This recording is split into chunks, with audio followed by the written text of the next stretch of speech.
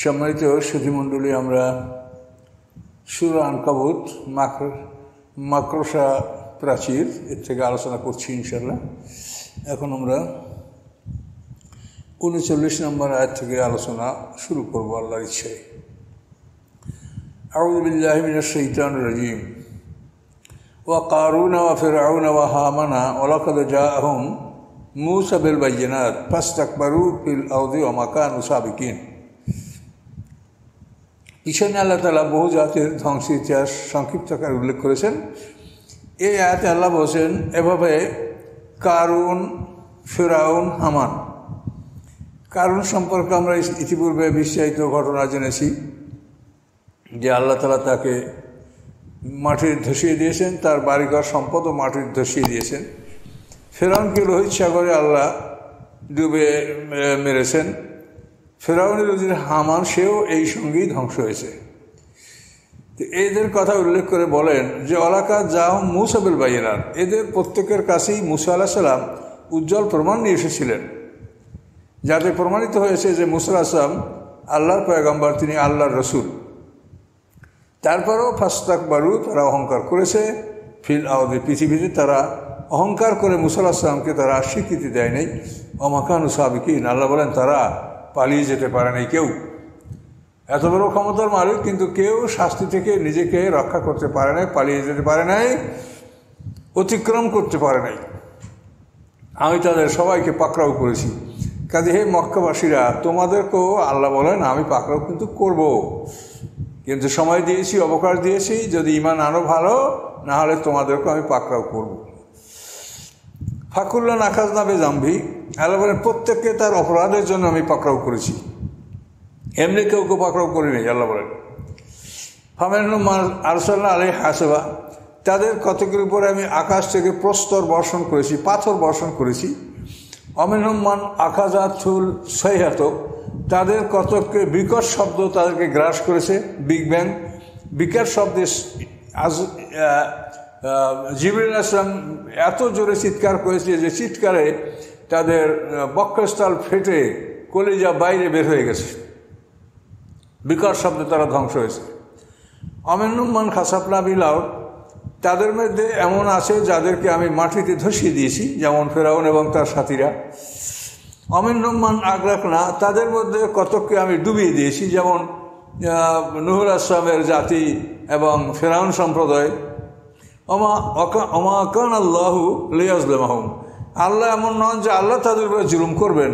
ওয়ালাকিন কানু আনফুসাহুম ইয়াজলিমুন, বরং ওরা নিজেদের উপরে জুলুম করেছে। এই ধ্বংস আল্লাহ তাদের উপরে চাপাই দেন নাই নিজের পক্ষ থেকে, বরং তাদের জুলুম, তাদের অত্যাচারের জন্য তারা এই শাস্তি ভোগ করেছে। আল্লাহ বলেন তারা নিজেরাই জুলুম করেছে এবং নিজেদের এই জুলুমের ফল তারা ভোগ করেছে। মাসালুল্লাযিনা ইত্তাখাযু মিন দুনিল আউলিয়া কামাসালিল আনকাবুত ইত্তাখাযাত বাইতান। আল্লাহ বলেন দৃষ্টান্ত এই সমস্ত মানুষের যারা আল্লাহকে বাদ দিয়ে অন্য অভিভাবক গ্রহণ করেছে, তাদের দৃষ্টান্ত হলো যেমন মাকড়সার দৃষ্টান্ত, যে মাকড়সা একটা ঘর বানিয়েছে। ওয়াইন্না আওহানাল বুয়ুতুল্লা বাইতুল আনকাবুত, এবং পৃথিবীতে দুর্বলতম ঘর হচ্ছে মাকড়সার ঘর। অন্যান্য পাখিরা, অন্যান্য জীবজন্তু যে ঘর বানায় সেটার মধ্যে অন্তত কিছুটা তো প্রোটেকশন আছে বা কিছুটা মজবুত সেগুলো হয়ে থাকে, কিন্তু মাকড়সার বাসাটা, ঘরটা সবচেয়ে দুর্বল। তো আল্লাহ বলেন আল্লাহ ছাড়া অন্য কারো আশ্রয় যদি কেউ গ্রহণ করে, সেজন্য মাকড়সার ঘরে আশ্রয় গ্রহণ করলো। মাকড়সার ঘর যেমন কাউকে রোদ, বৃষ্টি, ঝড় কোনো কিছু হতেই রক্ষা করতে পারে না, ঠিক আল্লাহ ছাড়া অন্য কারো আশ্রয় যারা গ্রহণ করবে, তারা তাদের কাছ থেকে কোনো কিছুই তারা প্রতিরক্ষা পাবে না, হেফাজত পাবে না, তাদেরকে আল্লাহ ধ্বংস করবেন। এই জন্য আল্লাহ বলছেন যে আল্লাহর আশ্রয় তোমরা গ্রহণ করো। ফাফিরু ইলাল্লাহ, তোমরা আল্লাহর দিকে দৌড়ে আসো, আল্লাহর আশ্রয় নেয়। আল্লাহ সবাইকে আশ্রয় দিতে সক্ষম। দেখো ইব্রাহিম আলাইহিস সালামকে নমরুদ আগুনে ফেলে দিয়েছিল, আল্লাহ তাকে আশ্রয় দিয়েছেন। নমরুদ তাকে মারতে কি পেরেছিল? পারে নাই। কাজে এই জন্য আল্লাহ বলেন যে তোমরা আল্লাহ ছাড়া অন্য কারো আশ্রয় গ্রহণ করো না। পৃথিবীতে দুর্বলতম ঘর হচ্ছে মাকড়সার ঘর, আল্লাহ ছাড়া অন্য কারো কাছে যারা আশ্রয় গ্রহণ করলো তারা যেন মাকড়সার ঘরে আশ্রয় গ্রহণ করলো। লাউ কানু ইয়ালামুন, হায় যদি তারা জানতো যে আল্লাহ ছাড়া কেউ তাদেরকে রক্ষা করতে পারে না। নূহ আলাইহিস সালামের ছেলে কেনান বলছিল সাবির আল জাবাল, সাবির আল জাবাল ইয়াসিমুনি মিনান নাস, আমি পাহাড়ে আশ্রয় নেব, আমাকে ইয়াসিমুনি মিনাল মা। ক্বালা সাবির আল জাবাল ইয়াসিমুনি মিনাল মা। কেনান বলছিল যে আমি পাহাড়ে আশ্রয় নেব, পানি হতে পাহাড় আমাকে রক্ষা করবে। কিন্তু কই, কেনান কি রক্ষা পেয়েছিল? কাজে আল্লাহ ছাড়া কেউ রক্ষা করতে পারে না। কাজে এই জন্য আল্লাহ ছাড়া অন্য কাউকে যারা অভিভাবক মনোনয়ন করেছে তারা নিতান্ত ভুল করেছে। তাদের পৃথিবীর থাকা অবস্থায় ফিরে আসা উচিত, তওবা করা উচিত। এটা আল্লাহ আমাদেরকে ইশারা ইঙ্গিত করছেন আয়াতে। ইন্নাল্লাহা ইয়ালামু মা ইয়াদউনা মিন দুনিহি মিন শাই, নিশ্চয়ই আল্লাহ জানেন যে আল্লাহকে বাদ দিয়ে ওরা কাকে ডাকে, কি মূর্তি পূজা করে, কি দেবদেবীর পূজা, কি গাছের পূজা, মাছের পূজা, সূর্য পূজা, চন্দ্র পূজা, ওরা কি করছে আল্লাহ জানেন। ওহুয়া আজিজুল হাকিম, আল্লাহ তাআলা পরাক্রমশালী এবং কৌশলী। আল্লাহ মহাশক্তির মালিক এবং তিনি ক্ষমা করারও কৌশল রাখেন। যদি কেউ আল্লাহর কাছে ফিরে আসে, তওবা করে, আল্লাহ তাকে ক্ষমা করতে সক্ষম। ও তিলকাল আমসালু নাদরিবুহা লিন-নাসি ওয়া মা ইয়াকিলুহা ইল্লাল আলিমুন, আল্লাহ বলেন এই দৃষ্টান্তগুলি আমি মানুষের জন্য পেশ করছি, কিন্তু আলেমরা ছাড়া এগুলো কেউ বোঝে না। এই যে দৃষ্টান্তগুলি করেন আল্লাহ দিলেন, মাকড়সার ঘরের সাথে তুলনা করলেন, অন্য অন্য জাতির ধ্বংসের কথা বর্ণনা করলেন। আল্লাহ বলেন মানুষের উদ্দেশ্যে যে মানুষের মাধ্যমে নসিহত গ্রহণ করবে, উপদেশ গ্রহণ করবে, তওবা করবে, আল্লাহর কাছে ফিরে আসবে, এই জন্য এই দৃষ্টান্তগুলি উল্লেখ করা হয়েছে। কিন্তু জ্ঞানীরা ছাড়া এগুলো কেউ বোঝে না। ইয়াকিলুন মানে ইল্লাল আলিমুন, আলেম মানে জ্ঞানী, অর্থাৎ যারা একটা জিনিস সঠিকভাবে বোঝে এবং ভালো মন্দ নির্ণয় করতে পারে এবং ভালোকে বুঝে যারা আমল করে, মন্দকে বর্জন করে, আসলে প্রকৃত আলেম তারাই। যারা ভালোকে বোঝে এবং ভালোকে গ্রহণ করে এবং মন্দ বোঝে, মন্দকে বর্জন করে, এভাবে যারা চলাফেরা করে, এভাবে যারা কর্মপন্থা অবলম্বন করে, ঠিক তারাই আলেম। তাই আল্লাহ বলেন যে আলেমরা ছাড়া এই দৃষ্টান্তগুলি দ্বারা অন্য কেউ উপকৃত হতে পারে না। আলেমদের আল্লাহ এখানে প্রশংসা করেছেন।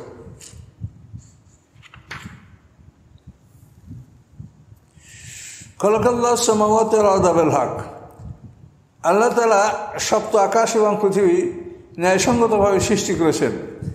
মানে এটা সৃষ্টির একটা উদ্দেশ্য আছে, এখানে সবাই সঠিকভাবে বসবাস করবে, সঠিকভাবে আল্লাহর বিধান মেনে চলবে, কেউ জুলুম অত্যাচার করবে না।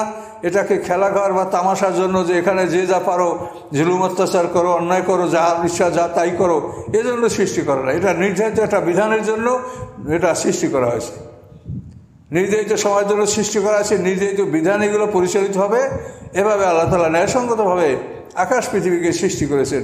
ইন্না ফি যালিকা লাআয়াতাল লিল মুমিনিন, এবং এর মধ্যে নিদর্শন রয়েছে মুমিনদের জন্য। যে আকাশকে আল্লাহ তাআলা এত বড় বিশাল আকাশ, আমরা পৃথিবীর এ প্রান্তে এরকম উপরে আকাশ দেখতে পাই, ওই প্রান্তে এরকম আকাশ দেখতে পাই, এরকম কঠিন শক্ত আকাশ আল্লাহ কীভাবে সৃষ্টি করেছেন এবং কীভাবে এগুলি শূন্যে লটকিয়ে রেখেছেন। গ্রহ নক্ষত্র চন্দ্র সূর্য সবগুলি শূন্যে ভাসমান, এভাবে তারা উড়ে বেড়াচ্ছে। তো এগুলি চিন্তা করলে আসলেই মানুষ অবাক হয় যে কীভাবে এগুলি শূন্যের উপরে উড়ে বেড়াচ্ছে, আমরা কিছুই বলতে পারি না। আমাদের এই পৃথিবীর সাথে কী ইঞ্জিন লাগানো আছে যে এই পৃথিবীটা উড়ে বেড়াচ্ছে ঘন্টায় 43,200 মাইল বেগে? কী তেল পুড়ছে এই পৃথিবী চলার জন্য? পৃথিবীর ইঞ্জিন কি, তার তেল কি, কিসের উপরে ভর করে চলছে, এগুলো আমরা কিছুই বলতে পারছি না। উতলু মা উহিয়া ইলাইকা মিনাল কিতাব, হে রাসূল, ওহির মাধ্যমে আপনাকে যে কিতাব দান করা হয়েছে, এই কিতাব আপনি তাদেরকে পাঠ করে শোনান।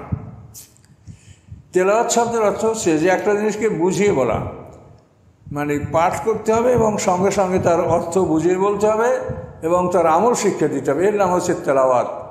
আর কেরাত হচ্ছে যেমন নামাজে একজন ইমাম কেরাত পড়ছেন, এটা হচ্ছে কেরাত। আর তেলাওয়াত হচ্ছে মানুষকে কোরআন বুঝিয়ে বলা, বুঝিয়ে পড়া, শিক্ষা দেওয়া, আমল শিক্ষা দেওয়া, এর নাম হচ্ছে তেলাওয়াত। তেলাওয়াত শব্দের অর্থ হচ্ছে অনুকরণ করা। তো অনুকরণ করতে গেলে না বুঝলে অনুকরণ করা সম্ভব নয়। আপনাকে কমান্ডার কি বলছে, যদি আপনি না বোঝেন তো অনুকরণ কেমনি করবেন? আপনাকে বলছে ডানে ঘোরো, যদি না বোঝেন তো ডানে ঘুরবেন কেমনে? আপনি বলছেন, আপনাকে বলছে তুমি সামনে চলো অ্যাডভান্স, যেটা না বুঝলে আপনি কেমনে আপনি চলবেন। তো তেলাওয়াত শব্দের অর্থ হলো কোরআনকে বুঝে পাঠ করা এবং বুঝিয়ে মানুষকে পাঠ করে শোনানো। তো আল্লাহ বলেন, হে রাসূল, আপনার উপরে ওহির মাধ্যমে যে কিতাব দান করা হয়েছে সেটা আপনি ওদেরকে তেলাওয়াত করে শোনান, ভালো করে পড়েন, বুঝান, বুঝিয়ে বলুন। আর আকিমিস সালাতা, নামাজ প্রতিষ্ঠা করুন। আপনিও প্রতিষ্ঠা করুন, ওদেরকেও নামাজ প্রতিষ্ঠার জন্য বলুন। ইন্না সালাতা তানহা আনিল ফাহশাই ওয়াল মুনকার, নামাজ খারাপ কাজ, গর্হিত কাজ থেকে মানুষকে ফিরিয়ে রাখে। সালাত শব্দের বহু অর্থ। সালাত শব্দের অর্থ প্রার্থনা। সালাতের প্রধান অর্থ হচ্ছে প্রার্থনা, এবং নামাজ হচ্ছে সবচেয়ে বড় ধরনের প্রার্থনা। আমরা সমগ্র দেহ দ্বারা এই প্রার্থনা পালন করে থাকি। দুই পা, দু হাত, দু হাঁটু, তারপরে আমাদের মুখমণ্ডল, এই সব কিছু দিয়ে আমরা এই অঙ্গ প্রত্যঙ্গগুলি দিয়ে আমরা আল্লাহর ইবাদত পালন করে থাকি। তো এই জন্য এটা বড় প্রার্থনা, নামাজ, সালাত। তো আল্লাহ বলছেন সালাত কায়েম করো। এই সালাত মানুষকে ভালো কাজ, মন্দ কাজ থেকে ফিরায় রাখে। ফাহশা মানে অশ্লীল কাজ, জেনা জাতীয়, অর্থাৎ জেনা সম্বন্ধীয় যাবতীয় কাজকে ফাহশা বলা হয়। মুনকার হলো এমন কাজ যে কাজ করার জন্য কোনো দলিল প্রমাণ নাই, এমন সব কাজ করা যে কাজের জন্য কোনো দলিল প্রমাণ নাই, অপরিচিত বস্তু, যা কেউ চেনে না, জানে না, এরকম মুনকার। তো জেনা, গর্হিত কাজ, শরীয়ত বিরোধী কার্যকলাপ, এগুলির থেকে ফিরাবে মানুষকে সালাত। এখন এই সালাতের অর্থ নিয়ে তাফসীরকাররা এর বিভিন্ন অর্থ করেছেন। তো সবচেয়ে মজার ব্যাপার হলো যে একদল তাফসীরকাররা বলেছেন যে এখানে সালাত শব্দের অর্থ কোরআন, এবং তারা দলিল পেশ করেছেন যে আল্লাহ বলেছেন ওয়ালা তাযহাবে সালাতাকা ওয়ালা তুখাফিফ বিহা আবতাগি বাইনা যালিকা সাবিলা। তো ওয়ালা তাযহাবে সালাতাকা, এখানে কথা সালাতাকা শব্দ অর্থ কিরাতেকা, তোমার কিরাত অর্থাৎ কোরআন পাঠ। তো সালাত দ্বারা আল্লাহ তাআলা ইয়াতে কোরআনকে বুঝিয়েছেন। ওয়ালা তাযহাবে সালাতাকা ওয়ালা তুখাফিফ বিহা আবতাগি বাইনা যালিকা সাবিলা, এই আয়াতে আল্লাহ তাআলা সালাত শব্দ দ্বারা কোরআনকে বুঝিয়েছেন। তাই এখানে তাফসীরকাররা বলেন যে আকিমিস সালাতা, তুমি সালাতকে প্রতিষ্ঠা করো, অর্থাৎ আল্লাহর কোরআনকে প্রতিষ্ঠা করো, কোরআনকে প্রতিষ্ঠা করো। এবং কোরআন মানুষদেরকে কী করবে? ফাহশা, অশ্লীল, গর্হিত কাজ এর থেকে মানা করবে। এ তো ঠিকই আছে, তাহলে কোরআন তো এগুলোই করছে। তাহলে সালাত মানে যদি কোরআন হয় তাহলে আর কোনো জটিলতা থাকে না। আর সালাত যদি নামাজ হয় তাও হতে পারবে। তার কারণ সালিউল শব্দের অর্থ হলো বাঁকা কাঠকে আগুনে সেঁক দিয়ে সোজা করা। তাহলে নামাজ একটা বাঁকা মানুষকে সোজা করে। এজন্য সালাত মানে যে আমরা যে আমাদের যে নামাজ বা প্রার্থনা, এই নামাজ কথাটা একটা পারস্যের কথা, আরবি ভাষায় নামাজ নাই, আরবি ভাষায় এটা সালাত বলা হয়েছে, প্রার্থনা। তো আল্লাহ বলেছেন যে এই সালাত কায়েম করো, এবং এই সালাত কীভাবে কায়েম করতে হবে এটা রাসূলের জীবন থেকে আমাদেরকে আল্লাহ গ্রহণ করতে বলেছেন। এটার জন্য আল্লাহ তাআলা আমাদেরকে কথার মাধ্যমে বলে দেন না যে এরকম করো, বলছেন যে রাসূলকে দেখে তোমরা নামাজ পড়ো, রাসূল যেভাবে নামাজ পড়ছে সেভাবে তোমরা নামাজ পড়ো। কাজে আমরা রাসূলের অনুকরণ করে আমরা নামাজ পড়ছি। তো এই সালাতের ব্যাপারে পৃথিবীতে কোনো মতভেদ নাই। সারা পৃথিবীর মানুষ 5 ওয়াক্ত নামাজ পড়ছে, 17 রাকাত ফরজ নামাজ পড়ছে। ভিতরে কেউ একটু সামান্য ব্যবধান আছে, কেউ রফায়দান করছে, কেউ ফাতিহা পড়ছে ইমামের পিছনে, এই সামান্য টুকটাক ব্যাপার। এটা হাদিসে এভাবে বর্ণনা আছে বলেই সবাই করছে, যে যেটা করছে সেটাই আছে, নাই এমন কিছু না। এখন কোনটা সহি কোনটা গায়ে সহি এটা তো হাসরের ময়দানে প্রমাণ হবে। এখন আমরা তো যে যেটা করি সেটাকে সহি মনে করি। কাজে এই ক্ষেত্রে আমাদের নমনীয় হওয়া দরকার, কার বিরুদ্ধে আমরা যেন কোনো খারাপ উক্তি না করি। তার কারণ যে যেটা করছে তার পিছনে অবশ্যই একটা দলিল আছে, বিনা দলিল এটা কেউ করছে না। তো এই জন্য এই ধরনের ভুলের জন্য আল্লাহ তাআলা কাউকে পাকড়াও করবেন না। তার কারণ কোরআনে আল্লাহ বলেছেন ফাওয়াইলুল লিল মুসাল্লিন আল্লাযীনা আন সালাতিহিম সাহুন, ধ্বংস ওই সমস্ত নামাজীদের জন্য যারা নামাজ থেকে গাফেল থাকে, অর্থাৎ নামাজে যোগদান করে না, তারা নামাজ থেকে গাফেল। এইখানে তাফসীরকাররা বলেন আল্লাহ যদি বলতেন ফি সালাতিহিম সাহুন, যারা নামাজের ভিতরে গাফেল, তাহলে নামাজের ভিতরে কোনো সমস্যা হলেই বা গাফেল হলেই তাদেরকে ধ্বংসের সম্মুখীন হতে হতো, কিন্তু আল্লাহ তা বলেন নাই। নামাজের ভিতরে আমাদের কিছু না কিছু গাফলতি আসেই। আমি আমার নামাজের কথা বলতে পারি। আমি নামাজে দাঁড়ানোর পরে শুরু থেকে শেষ পর্যন্ত তাকবীরে তাহরিম আমার দুনিয়ার সব কাজকর্ম হারাম ঘোষণা করে আল্লাহর জন্য এক মনে আমি নামাজে দাঁড়িয়েছি, কিন্তু আমার মনটাকে আমি রাখতে পারছি না। এই বাল্যকালে কি করেছি, এই 50 বছর আগে কি করেছি, এই পৃথিবীর কোথায় কি করেছি, মুহূর্তের মধ্যে নামাজের মধ্যে মনের মধ্যে এগুলো সব আসছে, এসে মনের মধ্যে খোঁটা দিচ্ছে, ধাক্কা দিচ্ছে। তাহলে আমরা নামাজের মধ্যে তো কিছু না কিছু গাফেল আমরা হই। কেউই আমরা বলতে পারবো না যে 100% সময়টা আমি নামাজের মধ্যে সঠিকভাবে পার করতে পেরেছি, এটা পারা যায় না। নামাজের ভিতরেও আমাদের মন ডানে বামে নড়চড় করে এবং ডানে বামে চলে যাচ্ছে। তো এই জন্য তাফসীর কাকা বলেন, আল্লাহ তাআলা ফি সালাতিহিম সাহুন বলেন নাই যে নামাজের মধ্যে যারা গাফেল তারা ধ্বংস হবে, বলছেন নামাজ থেকে গাফেল, অর্থাৎ যারা নামাজ আদৌ পড়ে না, নামাজের হাজির হয় না, আদায় করে না, তাদের জন্য ধ্বংস। কাজেই নামাজ যারা আদায় করেন, তার আদায়ের ক্ষেত্রে যদি ভিতরে সামান্য কিছু ব্যবধান হয়, এই জন্য একে অপরকে তিরস্কার করবেন না। তার কারণ এগুলি সবই তো পাওয়া যাচ্ছে হাদিসের মধ্যে, এই বিবরণগুলি সবই পাওয়া যাচ্ছে। এখন কোনটা সঠিক, কোনটা আগে, কোনটা পরে, এগুলি বিন্যস্ত করা নাই।